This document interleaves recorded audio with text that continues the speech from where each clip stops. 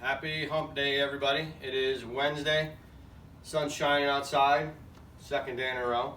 It's really brisk though, so in the basement where it's a little bit warmer.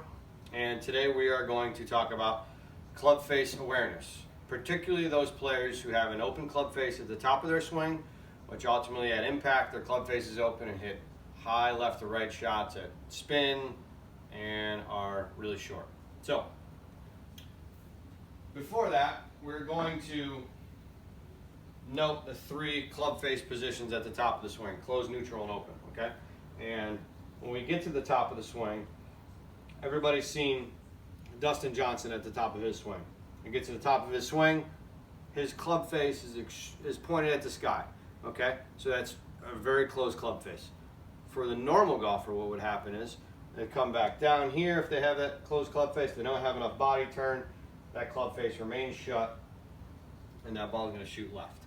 Conversely, that person who has the open club face at the top ultimately have open club face at impact and hits that left to right high shot to the right. They get here, they just kind of pick it up with their arms, and now you can see that toe of the club is pointing at the ground. My club face is pointed somewhere in that direction. I come back down here, I can't make any movements. That face remains open. Ball goes left to right, higher, shorter, etc. What we're striving for is that neutral club face. Getting to the top of the swing and having that club face parallel to that left forearm, just like that. Okay? And you come back down, that face is going to be more square at impact. So, how do I feel the open club face at the top, and how do I get it more neutral? Good question. And I got a drill for you.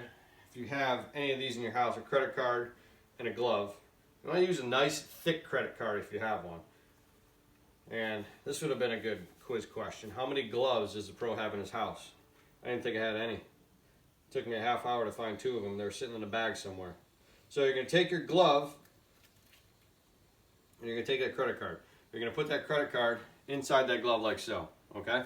And if your club face is open at the top, you are going to scratch the back of your wrist with that credit card, okay? The goal is to be more like that. So how do we get like that?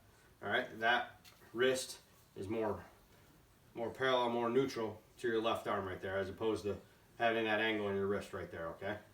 So here, we're just gonna feel that little motion right there, almost like you're revving a motorcycle, just like that. We don't wanna go too far, but we're getting here and right there. So that's not touching my left wrist right there. That is, okay? So make this motion over and over again. It's gonna put you on a better path. It's gonna give you a better wrist hinge.